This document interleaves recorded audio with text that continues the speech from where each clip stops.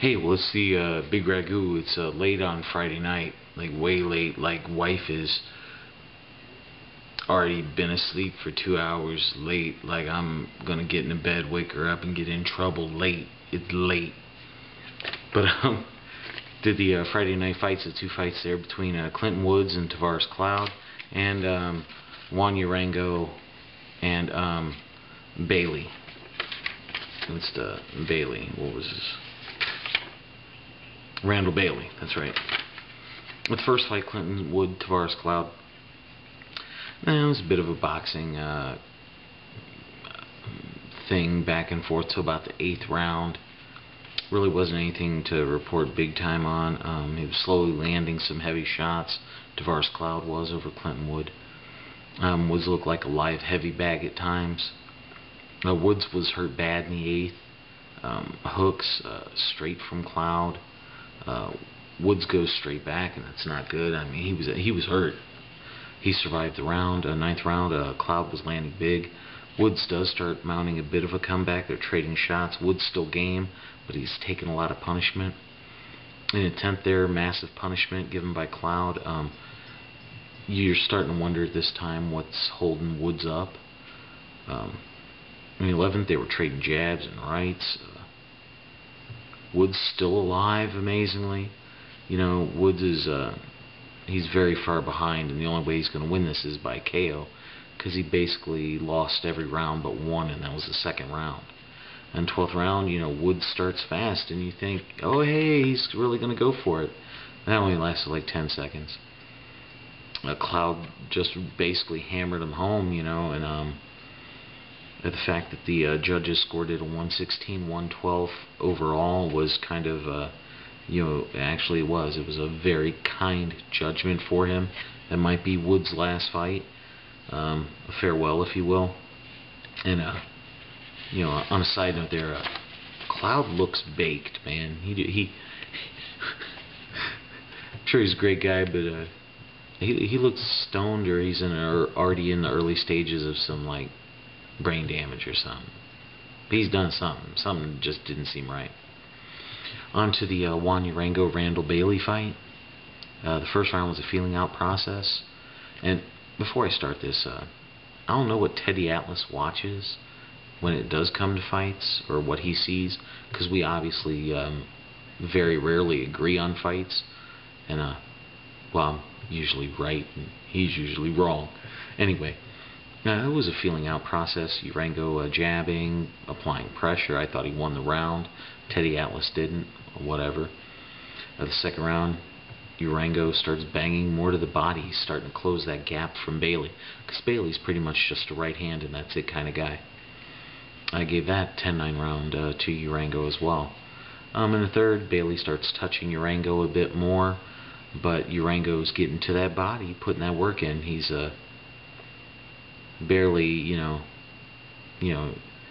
Bailey starts tying up a little more in this round, but that was Urango. In the 4th, there was good work to the body. Bailey trying to pot shot, get that one shot in.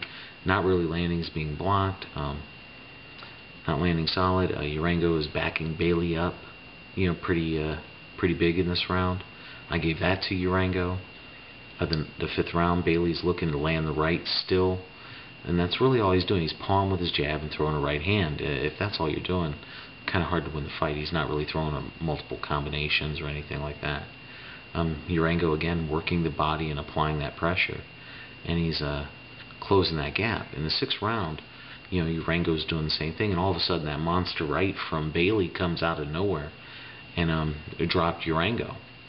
But Urango actually got up and was pressuring. And they missed the knockdown because Urango knocked down Bailey in that round as well. And Bailey's still looking to set up that right, but because they didn't call it a knockdown, Bailey gets a 10-8 round. In the 7th, Urango right back to going to the body and applying pressure. He's tasted Bailey's power. He can take it. He's back up. Bailey's in trouble. Gave that round to Urango. The 8th round, back to bang, and they're going back and forth. But Urango is starting to land more. He's hitting to the body, and because of that, he can come up to the head almost at will whenever he throws, and he's landing because Bailey's getting hurt to the body. Another Urango round in the 9th. This was a huge round for Urango. A monster left drops him, drops Bailey. Urango has Bailey in trouble bad. He knocks him down again, with a good right. The left hand really doesn't hit, but Bailey's already going down. He's holding on like a fiend, man.